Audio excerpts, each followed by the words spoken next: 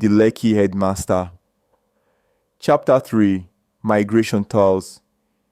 After Beppo had finally made up his mind to relocate to the UK, he decided to pay attention to tales emanating from foreign lands, especially Canada, United Kingdom, and the United States of America. In terms of remuneration, he always knew that payment there could be hourly, daily, weekly, or monthly, unlike Nigeria, where one-time salaries were a feature of white-collar jobs. He liked the idea of hourly remuneration. It would make job schedules flexible, offering the employee an opportunity to change the job as often as he could. On the part of the employer, he would be able to closely monitor the worker. He neutralized the Yoruba proverb that says Ogata, Oga Ota, Owo Alaru Ape. That is whether an employer records gain or not. The employee will yet take home his full pay. The pragmatic wage system, he thought, must be one of the ideals contributing to continued growth of the developed world. A friend of his who lived in the USA told him one could earn between $150 and $250 per day, depending on the nature of the job and the location. He learned that one could work up to 4 days a week. If that happened, Beppo and many others who dreamt about Japan could earn up to $2,400 a month. They would quickly multiply that by about the prevailing 1,600 naira rate and arrive at what became a comparatively big sum of money. What such people often forget, however, was the fact that they would live and spend in dollars in the US or pounds in the UK, paying rent, taxes, maintenance, and others in the hard currencies they earned.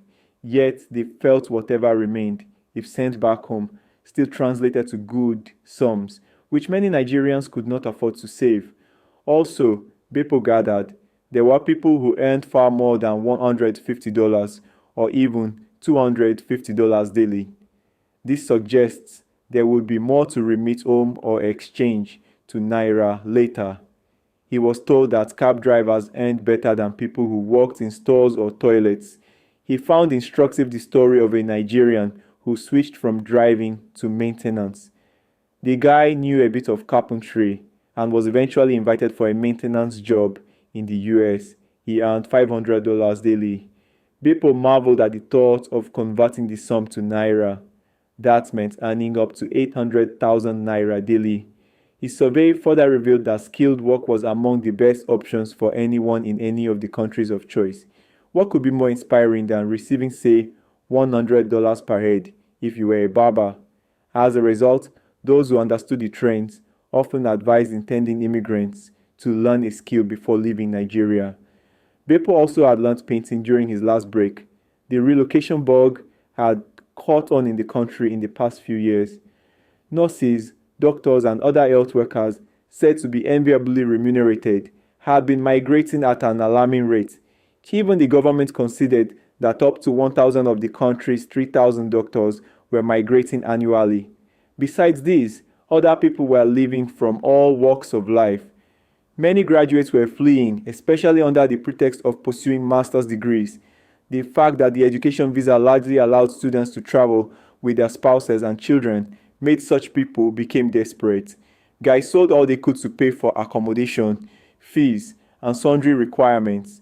These included houses, land, cars, as well as office and home furniture.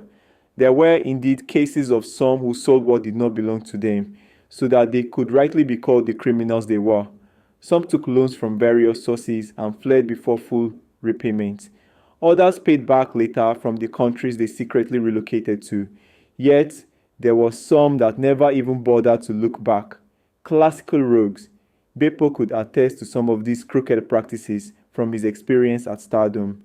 There was the celebrated case of Mr. Enku, who took a 2 million naira loan from the school's cooperative and 2 days after disappeared into the Japa wind. Also, one of the school's drivers, who attempted to steal the bus in his custody, confessed to the police. He wanted to sell it and use the proceeds to send his son to college abroad. Beppo credited Sola, another young Nigerian in the diaspora, for giving him a fresh perspective on life in the UK. About 6 months earlier, Sola was the home economics teacher at Stardom. She was on a sick leave when she and her husband landed in the UK.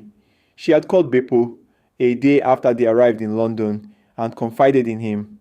They were a little close. Beppo had helped her when she faced sacking for setting up a creche in the vicinity of Stardom schools. He led the investigation, knowing how effective she was in class and the fact that she had just had her first child. He convinced the management that the creche was merely casual. Sola only faced a 3-month working suspension without pay. However, monitoring by the school while she served the punishment revealed that she continued to work committedly. Eventually, all her entitlements were paid. Your kind of relocation is the most convenient, sir, she reassured Beppo during one of their phone conversations. Since your wife is here already, working as a nurse, you will have little or no stress settling down. I do not know her cadre or where she works, but nurses and other health workers are generally well paid in the UK. Also, you will not be burdened with having to work to pay your wife's school fees, as many spouses do here. In many cases, the husbands work while the wives go to school. As for me, I am working while my husband is pursuing his master's. He also works for some hours anyway. You will work but not under much pressure.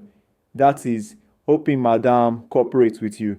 Another thing that makes your coming easier is that you are not borrowing your way through. Or are you? Beppo replied in the negative, revealing he had actually found a teaching job in the UK. That is what I'm saying, Sola added. My husband and I sold everything, and we still had to borrow about 4 million naira. But I don't have any regrets.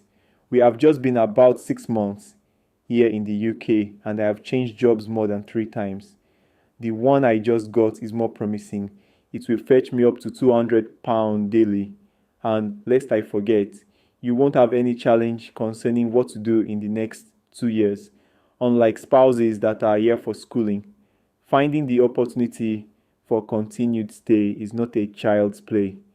We all are just trying out our luck, Sola said, because she and her husband could not afford up to £1,500 or £1,000 monthly rent in London. They had to stay in Manchester, where they rented a non-furnished 2-bedroom apartment for £650 monthly. According to her, the space was not quite comfortable, but it solved their immediate needs. Happily, here is not like Nigeria, where a landlord will insist you pay for a year or more in advance. We pay as we live. Gradually, we have also been equipping our home, beginning with a mattress and a small TV.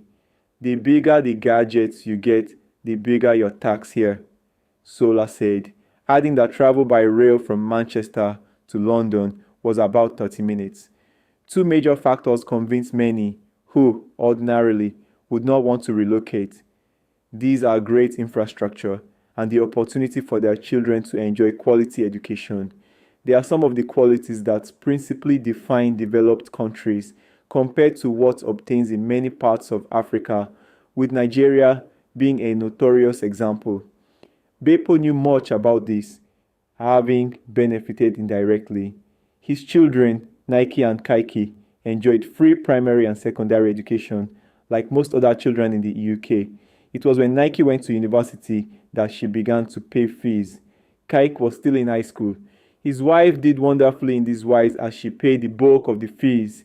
In the UK, there were also education loans and scholarships for those who could not afford fees. These were the ideals many Nigerians sacrificed for, wanting their kids to benefit from a system that has a solid plan for children. My children are already in school, Sola told him, and they don't pay fees. Imagine what some of the supposedly privileged parents at Stardom go through to pay the millions charged. Beppo knew she spoke the truth. A good number of Stardom's pupils were from well-to-do homes. Some parents even complained that fees were too low. They felt the population became quite large on account of the paltry fees and did not want their children mixing with folks from low society. But there were other parents who struggled unimaginably hard to cope. Some pupils hardly fared well during fee-paying seasons. Many parents had to withdraw their children during recessions, and in certain cases, the death of fathers ended the sojourn of their children and wards. The case of Chief Waliem, a popular rich man, highlighted the intricacies of private school education in the country. One day, the chief, who had lived so comfortably that he bankrolled most social programs at stardom, slumped and died. His three children could not complete the following term because the family could not pay their fees. To everyone's surprise, banks immediately swooped on Walliam's assets because he was heavily indebted to them. Sola had a wonderful testimony to share with Beppo as far as UK healthcare was concerned. Besides the fact that her children had begun enjoying free healthcare services, they, like other children, must go for 2 medical checkups every month, including a dental check. If a child failed to do so, the parent answered for it. The most memorable of Sola's testimony had to do with her second child, Betty, who was asthmatic. The 3-year-old had a seizure and Sola called the emergency line 911. 2 ambulances and another car arrived at her home in less than 5 minutes. While the baby was conveyed to the hospital in one of the ambulances, Sola went in the car. The care the girl received was so impressive that the mother could not help shedding tears of joy. Betty was lucky, too. Her birthday came while she was still in the hospital. The mom told Beppo, "You needed to see how doctors, nurses, and everyone showered Betty with gifts. My daughter admitted she never had such a birthday before, but there were feelers that neither London nor Toronto is a bed of roses. There were stories of fellows who became stranded in the otherwise posh cities. While some could not find any reasonable job, others that did could not cope with demands. Jer, a young chap who abandoned his banking job, recounted how he burst into tears when the stark reality of caring for an old couple in London dawned on him. Also, plans by some of the couples who migrated together sometimes crumbled like a house of cards. Such was the case of Hope, an accountant. He applied for and secured admission for a master's. His wife joined him in the UK to work and earn the money that would see him through, the way Sola and her husband did. But barely 4 months after they landed in London and Hope began studying, the wife stopped providing for him. She complained that the demands of her job made it impracticable to keep sponsoring him. All pleas by Hope fell on deaf ears. He contacted his wife's parents in Nigeria, but they replied point blank that she had explained her situation to them and they quite understood her position. Of course, life is never a straitjacket, Beppo thought. Home or abroad, people have always had different results from life's intriguing tests. He recalled how an Idoma, Benue man, a former co-tenant of his, used to say, "Owonoya kloleche no chelo longea, Owoloma yaklaho olo noihonoa," indicating how the sugar cane and the bitter leaf got different tastes from the same rain that nurtured them. In one of the recent migration tales, Rieke, a woman who arrived in the United States in less than 3 years, was able to buy 2 houses in Ibadan, Nigeria. But a man, an academic who had been in the US for over 20 years, returned to Ekole in Ekiti State empty-handed. The sad return was, however, linked to divorce with his wife. The woman, also a Nigerian, was said to have legally stripped him of all he had after he was found guilty of bigamy. "I will not be paying a dime as school fee for my children till 2027. That is when my first son will go to a university.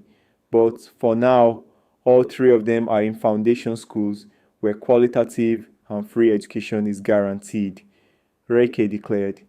She also invited 2 of her sisters to the US, but for the visa problems Wemimo, her brother, and parents' last-born faced, he would also have joined them in God's own country. She hoped to invite him as soon as he overcame the hurdles. But compare Rick's case with Akindale's, who would not invite even his daughter. 7 years earlier, he migrated to the US, aged 55. He was invited by a US citizen he met at a media company where he once worked in Lagos. He and his wife, married for 18 years, had just divorced. They had 3 children, aged between 16 and 10. Akindele eventually got permanent residency in America, living there after with his new woman. His first job was freight loading, followed by correctional service. He said the latter job was relatively less hectic than offloading large packets from trucks. Yet, he added that being a correction center official was not a tea party either. Imagine sitting down, alert, for 12 straight hours. Akindele told Ige, a friend who was also dreaming to Joppa. There is no easy job in America. Oyinbo man does not want to know whether you are young or old. You will work for every dime. You get dollars per second, and you do the work per second. I always pity some older Nigerians here. Did you know that some of our people, who retired at various senior levels, including as permanent secretaries, still come here to work? I have seen 70-year-olds who migrated from Nigeria, ending up as casual workers in America. You would find an elderly man shaking like a leaf tossed by the wind as he tries to sort mails or whatever he does. That does not concern the Oyinbo man. You want to earn the dollar? You must be prepared to work for the cents. Akindele said he could not yet invite any member of his family, especially his children, because he needed time to fine-tune the plan with his wife, who was his host. He added that there was also the need to first solidify one's financial base before bringing independence. Thanks for watching. If you want to see more videos like this, be sure to subscribe to my channel.